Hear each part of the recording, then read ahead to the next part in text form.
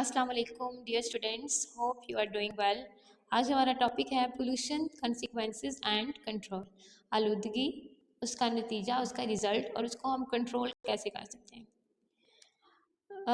यहाँ पे हम सबसे पहले तो पोल्यूशन की डेफिनेशन देखेंगे। आलूदगी को प्रॉपरली हम डिफाइन किस तरह से करेंगे, ये आपके पास पोल्यूशन की डेफिनेशन है। पोल्यूशन हमारे पास क्या है? एयर, हवा, पानी या ज़मीन की फिज़िकल, केमिकल या बायोलॉजिकल खसूसियात के अंदर कोई भी जब अनडिज़ायरेबल तब्दीली आ जाती है तो उसको हम बोलते हैं पोल्यूशन।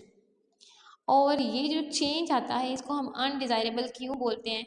क्योंकि ये चेंज लिविंग ऑर्गेनिज्म को, उसके अलावा जो रिसोर्सेज है हमारे पास, उनको ये नुकसान पहुंचा सकता है, उनके लिए ये नुकसानदेह होता है। तो इस वजह से इसको हम अनडिज़ायरेबल चेंज बोलते हैं। ये हमारे पास है पोल्यूशन की डेफिनेशन।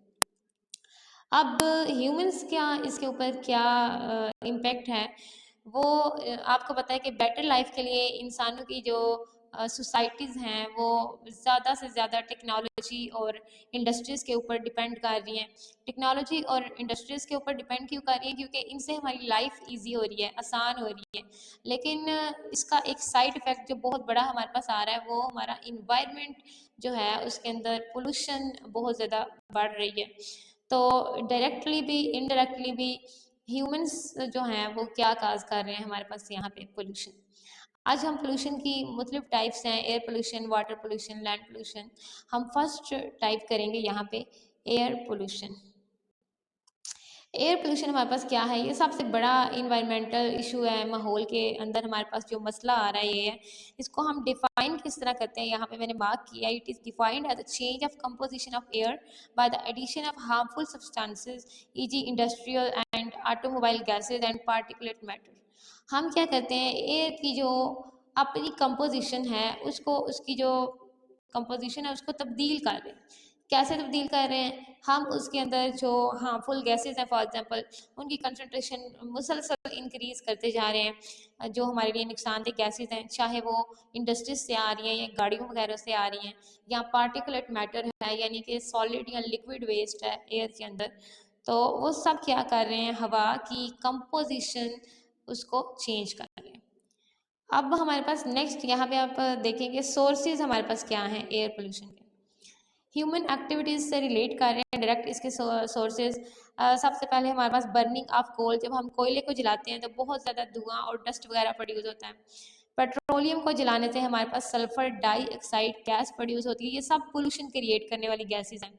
उसके अलावा एयर पोल्यूटेंट्स जो बहुत ज़्यादा पोल्यूशन हवा के अंदर काज कर रहे हैं, वो हमारे पास कार्बन मोनोऑक्साइड है, कार्बन डाइऑक्साइड है, नाइट्रोजन ऑक्साइड, हाइड्रोकार्बन्स हैं।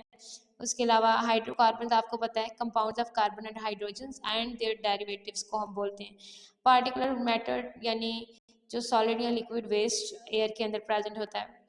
उसके अलावा मेटल्स, हार्मफुल मेटल्स हैं जो हेल्थ के लिए, वो भी एयर के अंदर हम लोग ऐड कर रहे हैं। मुख्तलिफ इंडस्ट्रीज़ हैं जो एयर पोल्यूशन को प्रोड्यूस करवा रही हैं मुख्तलिफ तरीक़ों से। फॉर एग्ज़ाम्पल यहाँ पे आपके पास फर्स्ट है फर्टिलाइज़र इंडस्ट्री। यहाँ से मुसलसल हवा के अंदर हमारे पास ऑक्साइड ऑफ सल्फर और नाइट्रोजन जा रहे हैं, हाइड्रोकार्बन्स जा रहे हैं, पार्टिकुलेट मैटर और फ्लोरीन वगैरह ऐड हो रहे हैं। अगर हम थर्मल इंडस्ट्रीज़ की बात करें तो ये इंडस्ट्रीज़ कोयले के ऊपर बेस करती हैं इंडस्ट्रीज़, क्योंकि इन्होंने मेन चीज़ क्या प्रोड्यूस करवानी है? हीट। थर्मल का मतलब आपको पता है हीट एनर्जी। तो इनके पोल्यूटेंट्स हमारे पास क्या है? राख है, सल्फर डाइऑक्साइड है। इस तरीके से कपड़ा बनाने वाली जो इंडस्ट्रीज़ हैं वो कॉटन डस्ट रिलीज़ कर रही हैं, नाइट्रोजन ऑक्साइड्स, क्लोरीन, धुआं, सल्फर डाइऑक्साइड, ये सब कुछ एयर के अंदर डायरेक्टली जा रहे हैं। उसके अलावा अगर हम स्टील इंडस्ट्रीज़ की बात करें तो ये carbon monoxide, carbon dioxide, sulphur dioxide, phenol, fluorine, cyanide और पार्टिकुलेट मैटर वगैरह, ये सब कुछ एयर के अंदर ऐड होंगे। तो ओवरऑल सोर्सेज जो आपने देखे, जितनी भी हमारे पास इंडस्ट्रीज़ हैं जो ह्यूमंस ने लगाई हुई हैं अपनी कन्वेनियंस के लिए, टेक्नोलॉजी के लिए, अपनी लाइफ को ईजी करने के लिए, वहाँ से डायरेक्टली आपने देखा है कि हमारे पास मुख्तलिफ गैसेस और मुख्तलिफ मैटर, ये पोल्यूटेंट सब कुछ जो है वो कहाँ जा रहा है? एयर में। इस तरीके से एयर की कंपोजिशन हम क्या कर रहे हैं? चेंज कर रहे हैं। और इसको चेंज कैसे कर रहे हैं? ये सारे जितने सब्सटेंसेस हमने यहाँ पे देखे हैं ये ह्यूमन हेल्थ के लिए भी डायरेक्टली हार्मफुल हैं। अब हमारे पास पोलूटेंट्स की टाइप्स हैं, ये यहाँ पे आपको बॉक्स नज़र आ रहा है, यहाँ पे आप लिखेंगे पोलूटेंट्स की डेफिनेशन फर्स्ट पे और उसकी टाइप्स। फर्स्ट, पोलूटेंट्स किसको बोलते हैं? कोई भी सब्सटेंस, कोई भी ऐसी चीज़ जो आलूदगी पैदा कर रही है उसको हम क्या बोलेंगे? पोलूटेंट्स। वो हमारे पास इंडस्ट्रियल वेस्ट भी हो सकता है, घर से निकलने वाला वेस्ट भी हो सकता है, मेडिकल वेस्ट भी हो सकता है, ये सब पोलूटेंट्स हैं। पोल्यूटेंट के हमारे पास दो टाइप्स हैं, फर्स्ट बायोडिग्रेडेबल और नेक्स्ट नॉन बायोडिग्रेडेबल। बायोडिग्रेडेबल किसको बोलते हैं? वो सब्सटेंसेस, ऐसे पोल्यूटेंट्स जिनको बैक्टीरिया या नेचुरल प्रोसेसेस के जरिए हम डिग्रेड कर सकते हैं, ब्रेक डाउन कर सकते हैं, उनको बोलते हैं बायोडिग्रेडेबल। और जिनको नहीं कर सकते उनको हम बोलते हैं नॉन बायोडिग्रेडेबल। अब हम यहाँ पे देखेंगे effects of air pollution. Sources हमने देखे। अब बाकी अंदर आलूदगी से जो असरात आ रहे हैं मुख्तलिफ लिविंग ऑर्गेनिजम्स के ऊपर या इन्वायरमेंट के अंदर, वो हम देखेंगे। फर्स्ट हमारे पास जो एयर पोल्यूशन का इफेक्ट है वो हम पीछे देख के आए हैं, ग्लोबल वार्मिंग, कार्बन डाइऑक्साइड या ग्रीन हाउस गैसेस की कंसनट्रेशन बढ़ जाने से ये होता था। उसके अलावा अदर इफेक्ट्स में हमारे पास सबसे पहले है स्मोक फॉर्मेशन। स्मोक कैसे बनती है स्टूडेंट्स? जब हमारे पास पोल्यूटेंट्स जैसे कि हाइड्रोजन या कार्बन के कंपाउंड्स जिनको हम हाइड्रोकार्बन बोलते हैं, या फिर नाइट्रोजन के जो ऑक्साइड्स होते हैं, वो आपस में कंबाइन करते हैं, मिल जाते हैं सूरज की रोशनी की प्रेजेंस में, तो हमारे पास रिजल्ट में क्या बन जाता है? स्मोक। बेसिकली ये आपको डेफिनेशन से ही पता चल गया, ये हमारे पास क्या है? गैसेस का मिक्सचर। और ये एक येलोइश ब्राउन हेज सी आपको विंटर में देखने को मिलती है, और जिसकी वजह से हम अच्छे तरीके से क्लियरली चीज़ों को देख नहीं पाते, विजिबिलिटी को ये रिड्यूस कर देती है। इसका हमारे ऊपर क्या इफ़ेक्ट है?